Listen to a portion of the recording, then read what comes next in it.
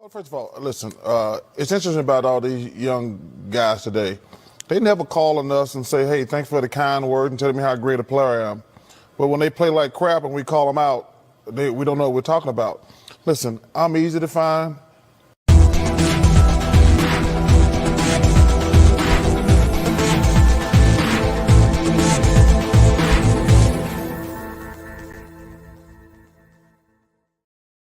What's going on, YouTube? It's Nathan back with another video. I apologize. I'm getting my headset together. I hope you're all doing well. Hope you're all staying safe. This is season 10, episode 1 of Big Nate Sports Talk podcast. I do apologize. I was supposed to go on live a little earlier today, but that's okay. The Mystics just finished their their post-practice media call. It was a soft practice today. They're actually getting ready to leave for Seattle, and then they'll actually have their actual practice tomorrow. So get ready for the playoffs. In this episode, we are previewing the playoffs. I believe they start tomorrow, if I'm saying that correctly. They start tomorrow. Now, the interesting thing is, keep in mind before we started, I want to make sure I give some flowers. Kia Vaughn, who center, played for the Liberty, played for the Mystics, played for the Dream, announced her retirement after 14 years. She's calling it a career. I got the pleasure to watch Kia Vaughn as a Washington Mystic for up until 2016, 2017. She was drafted, traded to the New York Liberty. Kia Vaughn is the definition of what a leader is for a team. And I asked Coach T that question today in the post practice call. You know, when he came to DC in 2013, she brought a toughness and instilled that in a team that the year before, honestly and truthfully, except for a couple players, the team just really wasn't that good. The coaching staff wasn't that great. But when he came in, he brought in. She was one of the first players. Ivy Latta, Monique Curry. He still had Crystal Langhorne for a couple years. Tiara Ruffin-Pratt. He had drafted Taylor Hill with the 4th overall pick. Emma Meeson was in that draft as well. Just to see, he talked about what she's just done for the game and just how she appreciates the game. In my book, definitely one of those players that you want in your locker room on any team. And she had to finish her career, and she also played for Phoenix and Atlanta. But after 14 years, she's calling it a career. So I wish her and her future endeavors. Definitely. And I think she could be she has good potential to be a coach. I could see that. I could definitely see that. Champion, how are you? Good to see you. So just wanted to give my flowers for that. Sylvia Fowles, another one. 14 years, finally calling it a career. Arguably the best center in the game. There's no disputing that. There'll never be another Sylvia Fowles. I mean, just her approach to the game and just how she just wanted to get better year in and year out. I remember that draft she came out of with the, we all know her fedora hat and stuff, but Chicago, how she for a little bit, how she kind of helped that franchise for a little bit in 2008 until think about 2015. She played alongside Elena Deladon for a little while. Just no matter where she's gone, it's just greatness instilled. I mean, we look at her accolades. I mean, 2-time champion, 2 times final MVP, all-star, first and second team, defensive team. I know she was a block leader a couple times. Just greatness that you can't take away. You have to appreciate it.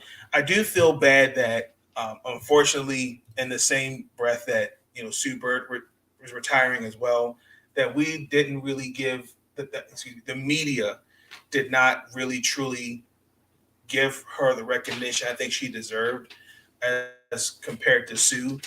Uh, but again, it's all about the optics, and just to see how that's happened. And even she's speaking out about it. There's an article that came out saying that she didn't like how that she's not getting the same coverage like Sue Bird is. So speaking of greatness, do you smell it? Yes, I do. I definitely smell the greatness, Sean. I definitely smell it. So, um, first ballot Hall of Famer without a shot of a doubt. So I just want to send my best wishes and endeavors to Sylvia and what's happens after basketball. She wants to become a mortician. That's interesting. Very, very interesting. So I wish her on all that. Best of luck, future endeavors. And I'll see her in the Naismith Hall of Fame saying on that stage when she gives her speech. Let's as we get our playoff preview, let's talk about the non-playoff teams. It took to game 36 for all 8 seeds to be locked up, and painfully, this was something I did not expect. My money was on the Phoenix Mercury and the New York Liberty not making the playoffs. So shout out to John Lenny. Also, too, shout out to the latest new subscriber. Where you hiding? Shout out to him. Yes, Sean. That's what she wants to be. Yes. Shout out to the new subscriber early. Say he's Liberty fan. So, with the playoff preview, we're going to start with the team that most can say are a good example of the cardiac kids. When the media proclaims you as a team that's not going to do much or that they're not going to win. The Atlanta Dream. The Atlanta Dream were an example of that. Nobody, let's be honest, nobody expected them to be where they're at this year, especially with everything that happened with the whole Katie Carter fiasco, with whatever happened in the locker room incident, whatever occurred with that, and then middle of the All-Star break, Courtney Williams got into an altercation with somebody at a club, but we all were kind of like, well, like, what does this mean, for the Dream? Like, you got to have some accountability somewhere. And again, did not expect them to give credit to Renee Montgomery. I'm going to give her flowers, honestly. She definitely has changed the culture as part owner for the Dream. She brought in Dan Panover from Las Vegas Aces. They brought in Tanisha Wright, and they definitely built up. Ryan Howard is the definition of a franchise star. You pair that with Cheyenne Parker, who was an all-star this year, Ari McDonald, Erica Wheeler, Monique Billings, Naz Hillman, who I think I'm guaranteeing will have a big year next season. The Atlanta Dream really, really defined perseverance, toughness. They stayed the course. And they should honestly and truthfully hang their hats. They should keep their heads up. I mean, the future's bright for them. Again, a lot of people we didn't expect them to be in this situation. So I give credit where credit is due. And I'll be the first to admit that, in the midst of what happened, I was one of those, like, how can you allow that to happen? What kind of owner does these kind of things and just allows this kind of stuff to happen? And I'll be the first to admit I was wrong, and I apologize for that. It's just, you don't want to see that kind of stuff happen to your team if you're an owner or a coach. So, and for the most part, I'll say this: they did pretty well for a team that nobody expected to be where they're at, with majority of the season without Tiffany Hayes. Like, Tiffany Hayes has a second citizenship. She actually had to commit. Her commitment to overseas for the 3v3 cups. I forgot the country off the top of my head, but she was not with them. I think, according to reports, the Dream was made. Some were made aware of it, some were not. It was kind of conflicting. So, I mean, Atlanta they got a bright future ahead of them. The team that disappointed to not make the playoffs after a decade of success. What the hell? The Minnesota Lynx. Well, um, after it's going to come to an end. They finished the year 14-22. Um, I'll be honest, the Lynx went through a lot this year. I know there was a period of time they didn't have Kayla McBride because she was overseas, finishing finishing up her commitment with over there. They signed Angel McCoughtry at the beginning of the season, and then there was a contract, but then there was a buyout with that. The rookie of the year was waived. Crystal Dangerfield from the bubble. Seal herself got hurt. And Natalie Ochoa, for the most good chunk of the season, was out with injury. Nafisa Collier, she was pregnant. She didn't come back until she was what, 2 weeks ago? About 2 weeks ago, she came back. So it's just really just kind of been a mess, honestly.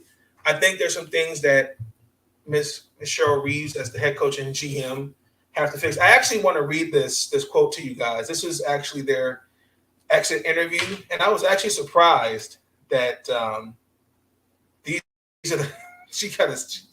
I don't know how to feel about this, but I'm just going to read it to you. So, she did give her positives. She talked about Mariah Jefferson. She said it was a big pickup. I mean, I'll be honest. The experiment in Dallas with Mariah Jefferson just didn't work. I don't blame her. I just blame the way I think Vicki Johnson just used certain players. She said she found some leadership in Lindsey Allen, and she's saying that going forward they're going to be in good shape.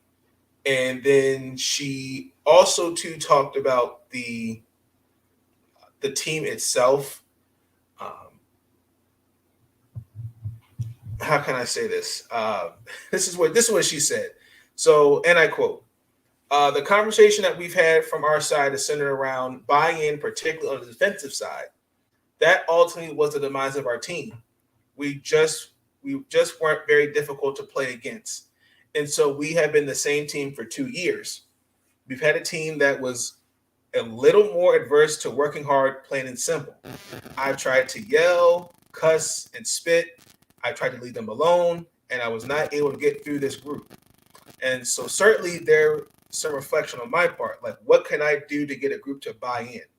They don't understand the attention to detail that it takes. And this team was just resistant to being pushed towards being better. And like I said, it existed in 2021 as well. This is an outlier for us regards to those things not being at the core of who we were. We easily broken in games. Can we be a different team? We will be a different team next year for sure. And she emphasized will. Oh, so I kind of have an idea who she's talking about. I'm not going to say names. Just for the record, it's not Nafisa Collier. I'm not going to say that. But I do agree with that. I have watched some games where I have seen some tempers flare. And I think as a coach, as a GM, for her to say those things, as players, you do kind of have to take this opportunity to self-reflect and say, what can I do to be a better player? How can I get better? She talked about Nafisa's leadership, which has arguably been some, of the best leader, because this is now her team going forward. Now that Sylvia is no longer here, it's now definitely Nafisa's team. She's got the work ethic. She's just got all the tools to be one of the best. I'll say a top 5 player in this league. So watch out for Nafisa Collier next year. Definitely be a top 5 MVP candidate for me. Well, the Lynx, they just got to like Cheryl said, just regroup and they'll figure some things out. But until then, let's move on to the next team. What the heck is this? Okay. The Los Angeles Sparks.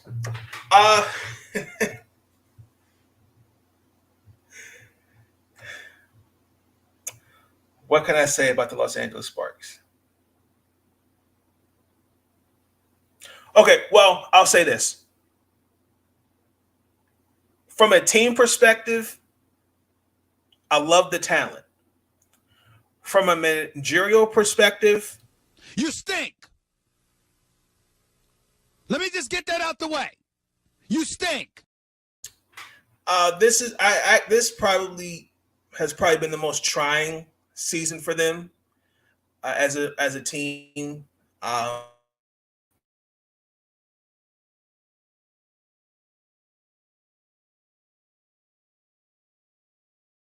don't think we're going to work.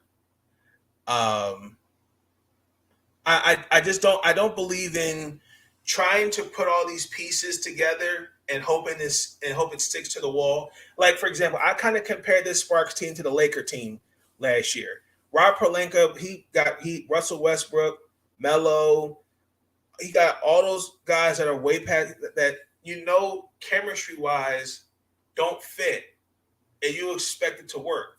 Then you're bringing in Stanley Johnson, uh, Austin Reeves, the young guys.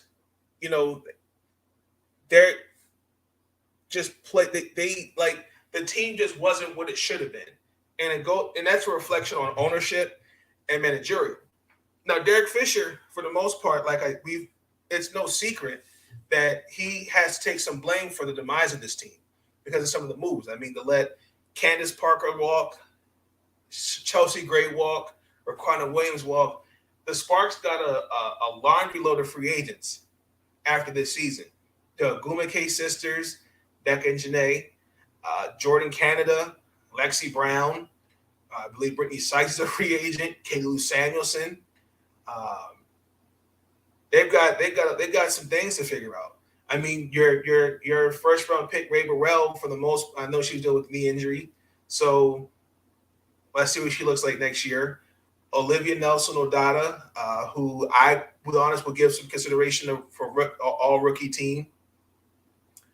Let's see what she looks like next year.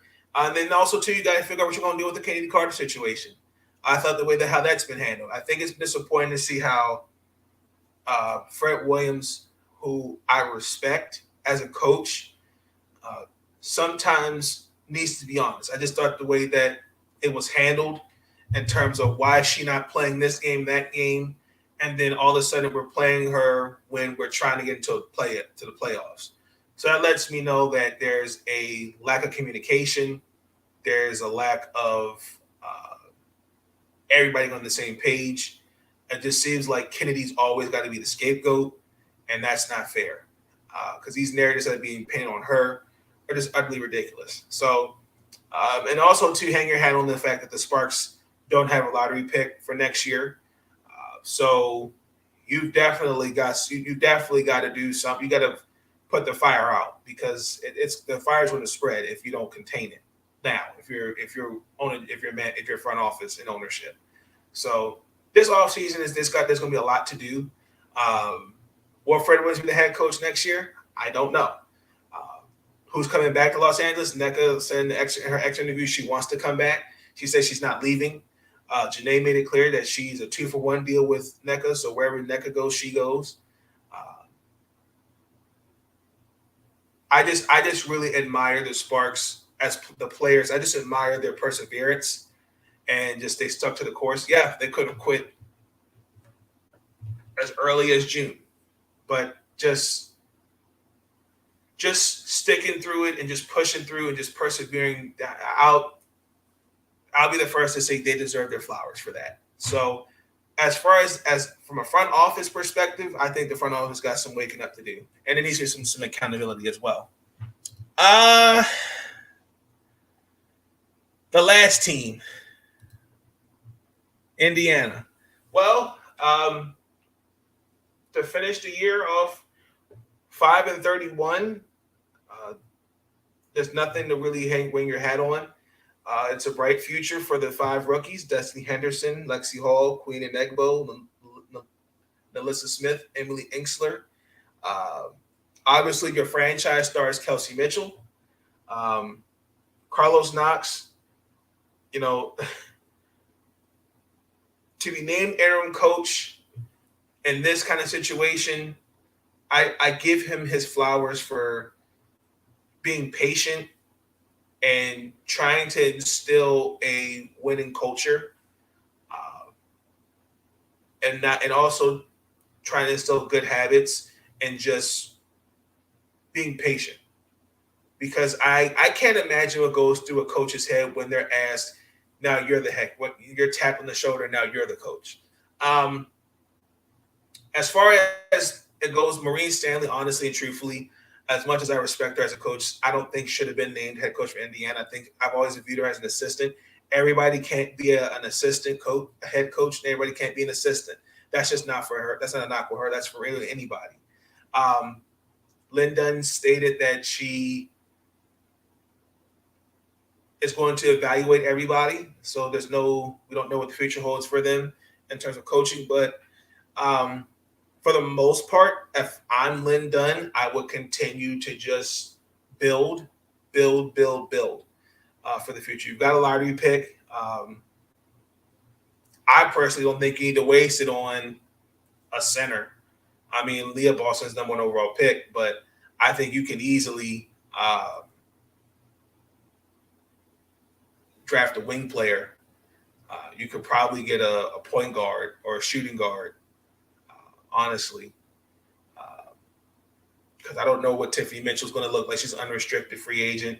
Kelsey Mitchell, I don't know what's going to go through her head. Victoria Vivians, I don't know if they're going to re-sign her. And McCannon, they got a lot. It's a lot to think about if you're front office, and from a player perspective too. So these 4 teams, unfortunately, the Atlanta Dream and the Minnesota Lynx are my 2 teams to get in the playoffs.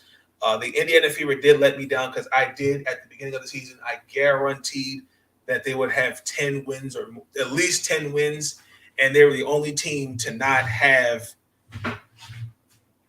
10 wins. So we're going to move on next to the actual meat and potatoes. We're going to get into the first and 8th seed matchup. The Las Vegas Aces versus the Phoenix Mercury. This is definitely this is going to be a bloodbath. So the Las Vegas Aces, I believe, swept the Mercury this season, 3-0.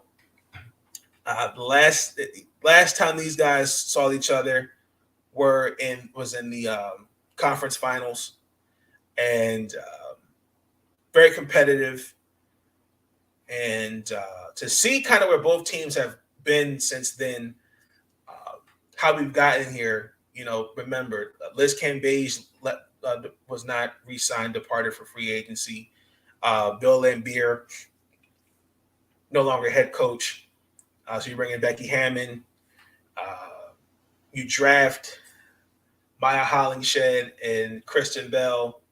You bring in Teresa Plaisance, Sydney Colston, Kalani Brown before she got injured. So it's obviously a new culture. It's a new team, basically. Phoenix, we all know with the BG situation, being wrongly detained in Russia. No one expected that since February. The signing of Tina Charles, where I have been vocal on that, I think that's just probably been one of the most awkward signings because of the dynamic.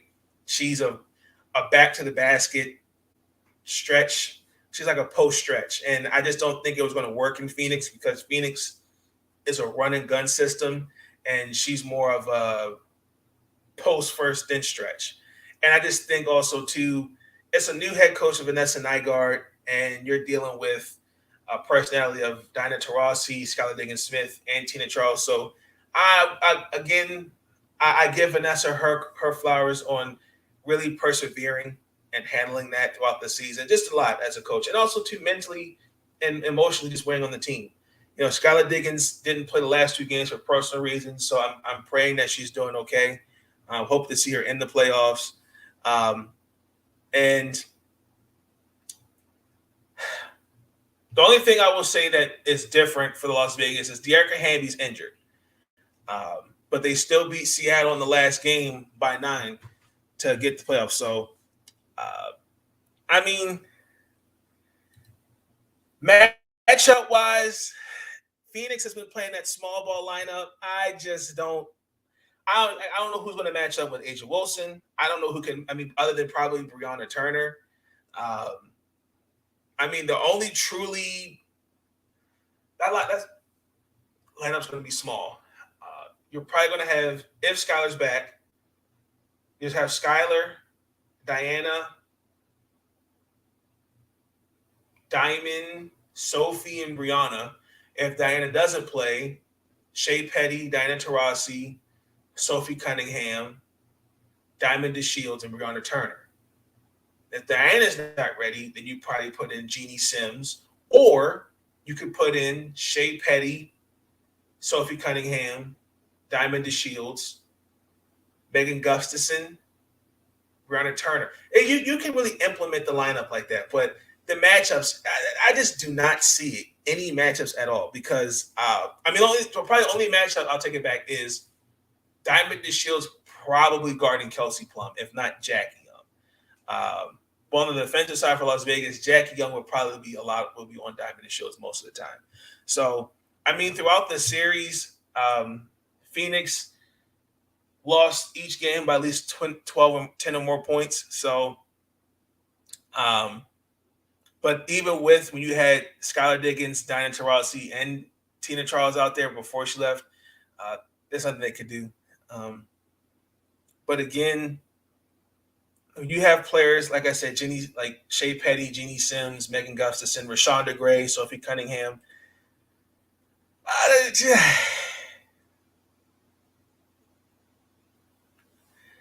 The Las Vegas Aces are going to sweep the Phoenix Mercury 2-0. Guaranteed. I'm sorry. I don't see it. If Phoenix gets a win, it's like everything points to Las Vegas. The only thing is Las Vegas has to worry about is they have this tendency to have this offensive drought and communicate on defense. It starts with their defense. If they work on those things, I think Las Vegas will be okay. Oh gosh, I don't know. I see this as probably being the first sweep. So, and they're the number one seed as well. So let's painfully move on to the next one. The Chicago Sky versus the New York Liberty. Oh, really quick. The Las Vegas Aces and the Phoenix Mercury, they start their playoff game 10 p.m. Wednesday on that network ESPN. So it'll be in Las Vegas. So how it works is the higher seeds host 2 games, and you have to win one of them if you're trying to get to game 3, and you get the home game yourself. So, yeah, that's how it's looking. But I'm sorry, Chicago and Las Vegas. So it's Chicago and New York. Excuse me, I apologize.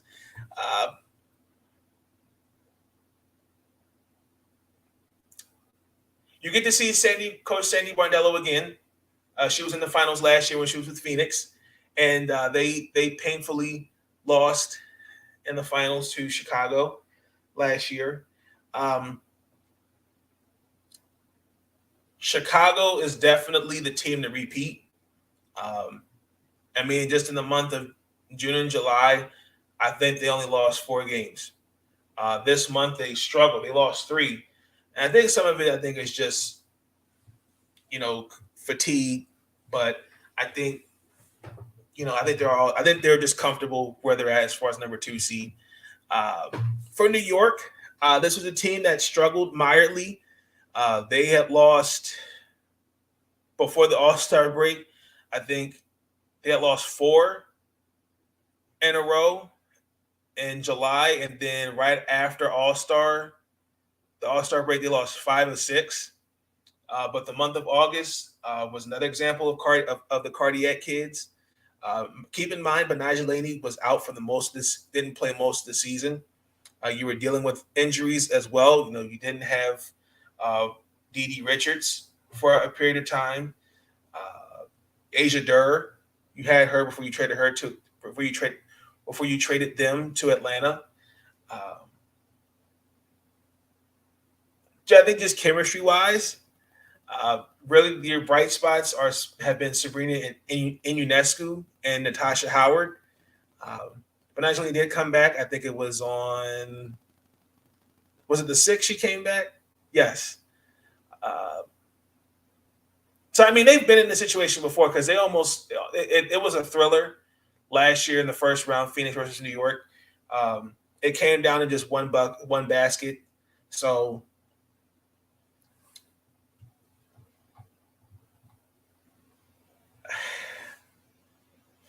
give Coach Brondello credit for really guiding this team through just the rough, just the tough, just a rough season they've had.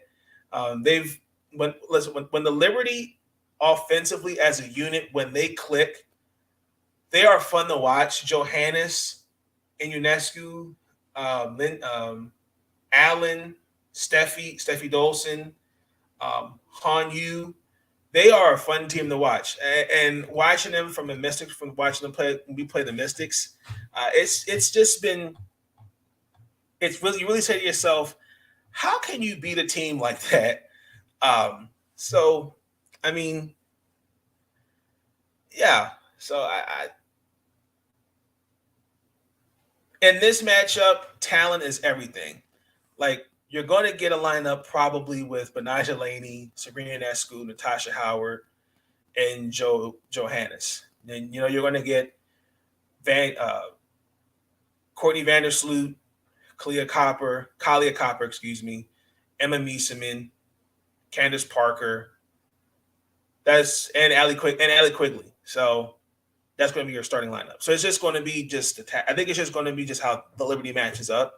I think honestly it's going to come down to the bench for New York. I just think Chicago just has too much veteran presence on this team, and they just got and that championship DNA. I just think that Chicago just has everything to just handle their business. And painfully, I have to say it, the Chicago Sky will sweep the New York Liberty. Guaranteed. I say that painfully. I'll say I feel like New York will steal a game, but that's going to be really interesting because game one. And remember, ladies and gentlemen, game one, no matter what happens, it sets the tone for the playoffs. So if I'm a lower seeded team, I got to set the tone for the playoffs because if you get one in Chicago or if you get one in Las Vegas, it sets the tone for the series. So I think that's the mentality you got to have. You just got to just get one. That should be the mentality from New York. This should be interesting. The Connecticut Sun versus the Dallas Wings. First and foremost, congratulations to Coach Vicky Johnson, got Coach of the Month. This is another team that surprised me. Where I was sitting because the Dallas Wings, I said it. I guaranteed them get into the playoffs, and then it was kind of looking like, yo, what's going on here? Now, painfully, Dallas will not have Arike Ogunbowale because she's recovering from an abdominal injury, and the way they're like explaining it, she could probably potentially most likely miss the first round of the playoffs. They are a different team when she's not out there. I had an issue with the fact that you've already clinched the playoffs. This is just how I feel. Soapbox. If we've made the playoffs, as a coach, I shouldn't have my starters out there. Let me make that vehemently clear. I get it. Dallas has just been up and down. But it's the last game of the season before playoffs. Your star player is going to miss the first round. The fact that you're not taking this opportunity to rest your starters. I'm all for your starters getting some minutes. But the fact that you really had Marina Mabry, Tara McCowan out there practically the whole game, almost, in a blowout win against a Spark team that literally 1-2-3 Cancun. Now, if you want to crown them, then crown their ass. But they are who we thought they were, and we let them off the hook.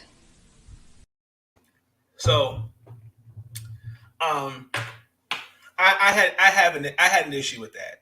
So, also too, that Dallas is the second best offense in the league. That's something you should ring your hat. That also should pay attention to. And also too, if you paid attention, Sagtu Sablis was dealing with an ankle injury. I hope she's doing okay. And Isabel Harrison, I know, missed the game because of a shoulder injury. Dallas is a young and dynamic team. They can really do a lot of things. They're long, they're athletic, they can cause some problems.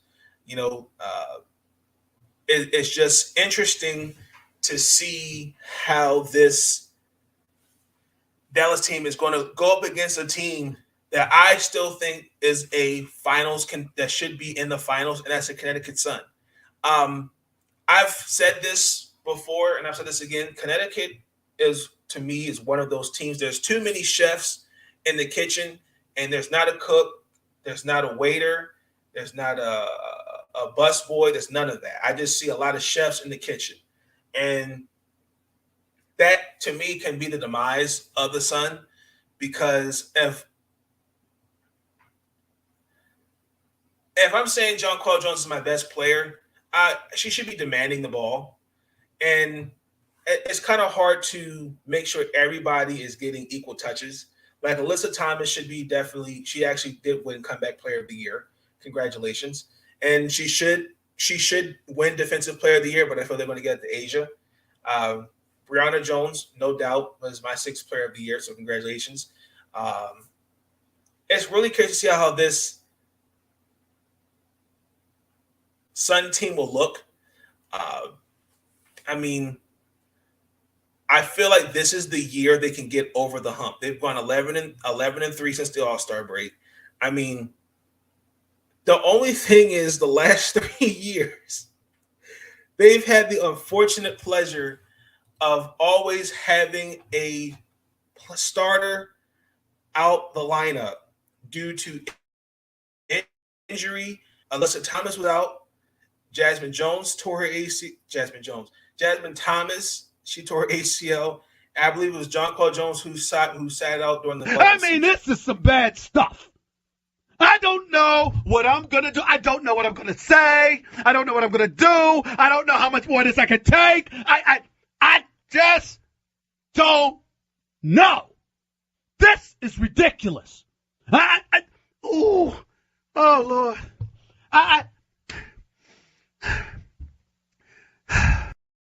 And then also to Bria Hartley, who I also sadly also tore her ACL. So she tore 3 games into her short time with the Suns. I hope she's doing well. I'm praying for her recovery as well. Dallas is appearing in the playoffs for the 2nd time. Last time they won a playoff game. No, they haven't won a playoff game since they left Tulsa. Yeah, that sounds about right. Now, as far as the matchups, I'm curious to see if Natisha Heidemann and Marina Mabry are going to be a matchup between each. Going to be a good matchup. I want to see that. Marina Mabry, in the absence of Rika Gumawale, that girl can ball. 15 points, at least in one of the 7 games, and then 20 or more 3 times. Where she dropped 20 points last time they saw the Connecticut and Dallas saw each other. Natisha Heidemann, I definitely gotta give her some credit as well. She definitely stepped up this year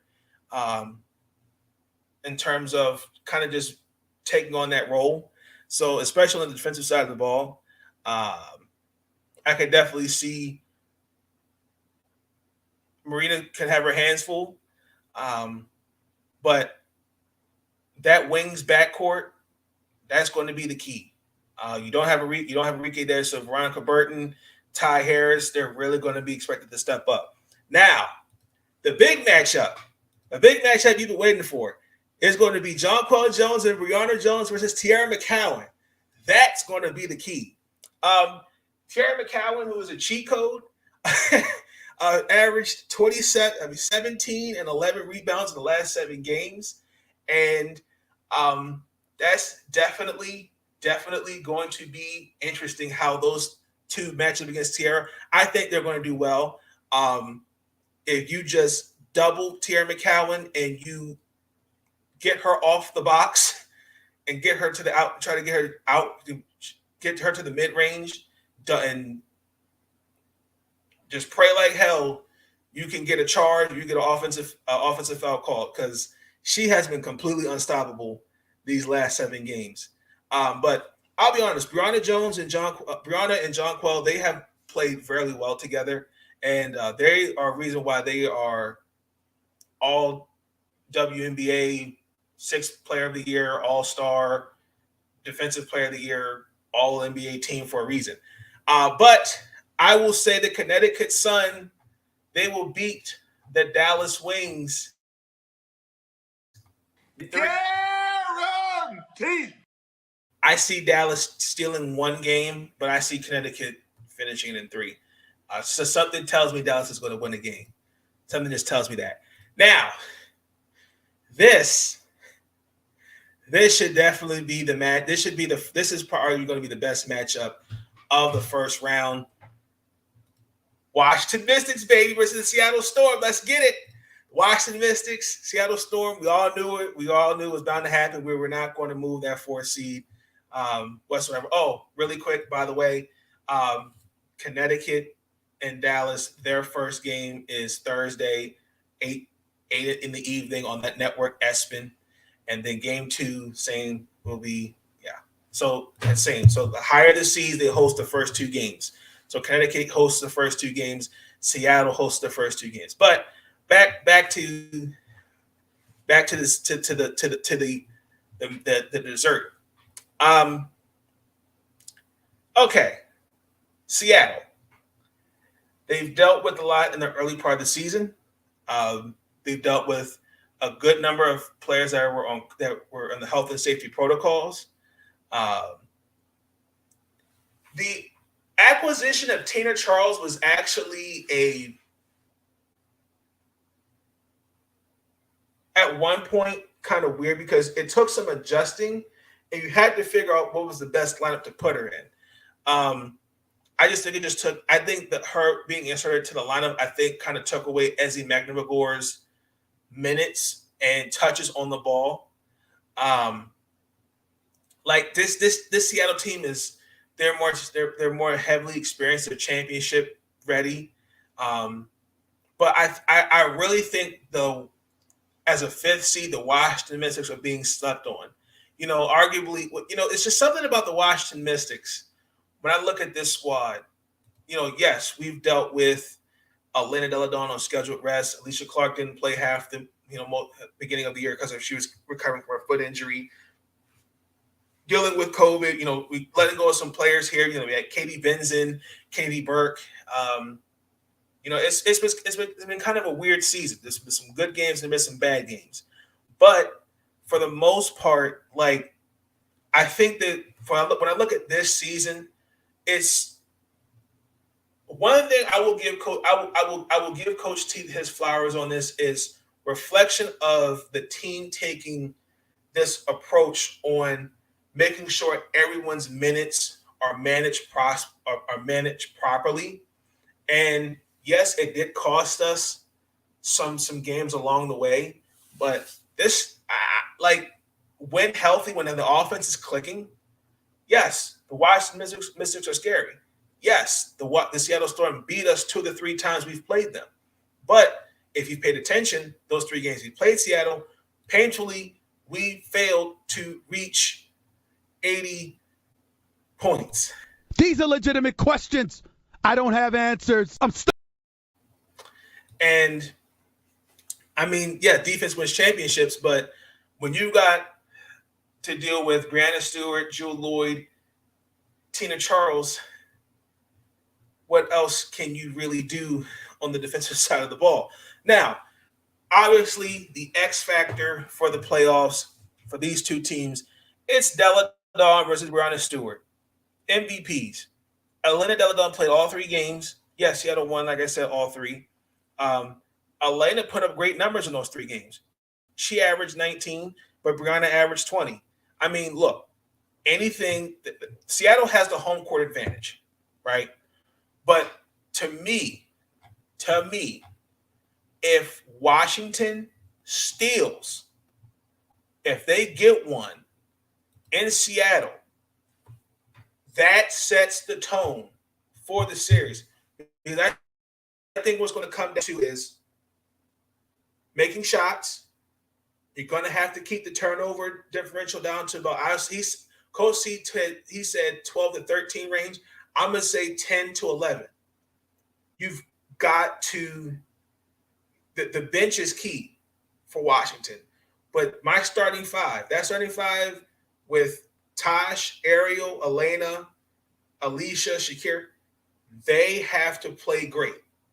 They have to stay the course and stay poised, because when you looked at the second matchup, that Sunday game in Seattle, the biggest thing what it came down to was they just hit shots, and I think we clicked better offensively. The offense is key, but also too, I need the bench to step up. This is where your money's made if you're Shatori Walker-Kimbrough, Tiana Hawkins, Maisha Hines-Allen, who's coming off COVID, off health and safety protocols, Rory Machida. Like, you need all hands on deck. But remember, I think it's in the favor for the Washington Mystics, because even though that we're 8th in terms of offense because of pace, which is the worst stat in the league, because I think it's like 2 possessions less than all other 12 teams. But the game always slows down. And I think that's going to be the key for the Mystics to win. So it comes down to offense, pace, and defense. Those are the 3 keys for the Mystics. They gotta do it. I want to say this is going to be a surprising upset. The Washington Mystics will win in 3 against the Seattle Storm. Guaranteed. I see it. I can feel it. I feel that is going to be the upset for the first round. I can't see Washington going up to Seattle for 2 games and then looking like, nah, that ain't gonna happen. And we know this. We know this team is definitely going to be ready. But and also too, we play them Thursday night, 10 p.m.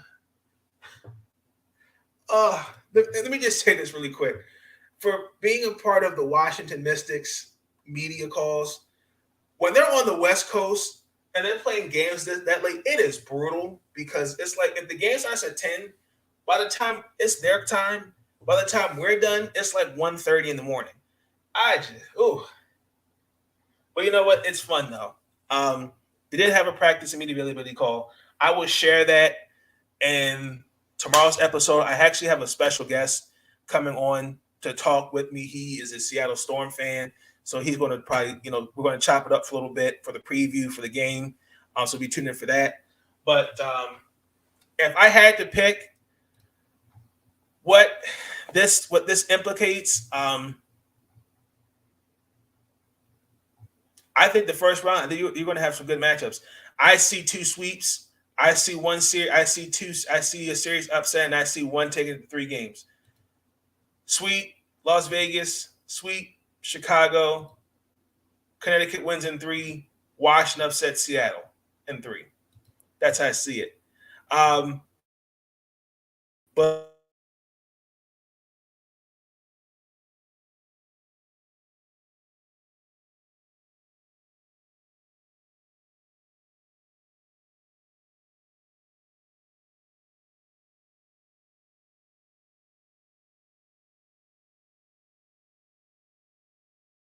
What, Dad?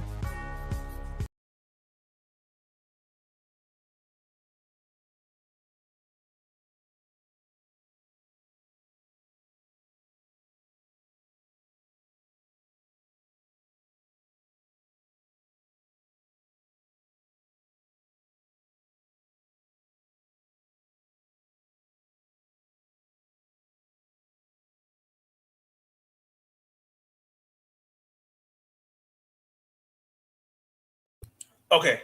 If anyone's in the comments, can you guys hear me? Let me know. Sound check. Make sure I'm good to go. I'd appreciate it. Yeah, but for non-playoff teams, I had to give you the. I don't have an IG. I have a Twitter. I have a Twitter page. You can find me on Twitter. It's one Nathan Snell. It's actually on the YouTube channel below. Appreciate you. Thank you. Yeah, you can find me on Twitter. That's where you'll get most of the updates. I am on Facebook as well, but I'm more on Twitter. So definitely check me out there. But I had to play the Jim Moore clip real quick for my non-playoff teams. I'm sorry, because I appreciate you. Thank you. But non-playoff teams, I'm sorry. What's that? She's not going to play. Okay, but let me know your thoughts in the below. That's going to conclude the episode. It's going to be a great first round for the playoffs. I can't wait. Be tuned in for future episodes. What's coming also down the pipe, the awards for this upcoming season, they have been announced as of right now. Brianna Jones, Alyssa Thomas were named Comeback Player of the Year. Alyssa Thomas and Brianna Jones was Sixth Woman of the Year. Defensive Player of the Year, MVP, and the All NBA teams have not been released just yet, as I can confirm that as of right now. But other than that, be tuned in for those episodes. And yeah, please like, comment, subscribe, share the podcast. I would greatly appreciate it. Also, too, like I said, I'm on Spotify, Apple Podcasts. Please leave a review. It helps the podcast grow, and it also too helps my YouTube channel grow as well.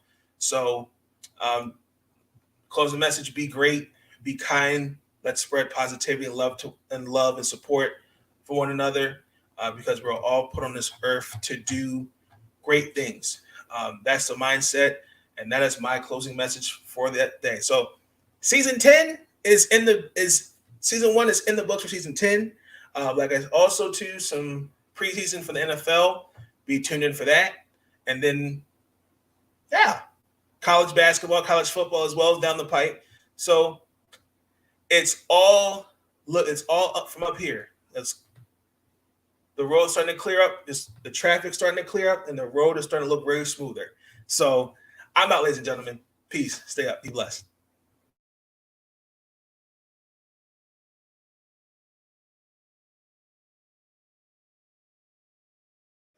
But I get sick of these guys complaining. These young guys, they never call us and say, when a coach is wrong, I'm going to call him out. But when players are wrong, I'm going to call them out. Thanks for the kind words. But listen, I'm going to criticize guys if they deserve it. And listen, they can kiss my ass if they don't like it. Thank you for tuning in to Big Nate Sports Talk. If you enjoyed that episode and you want to see more content, be sure to like, comment, and subscribe. Bring your sports game on Big Nate Sports Talk.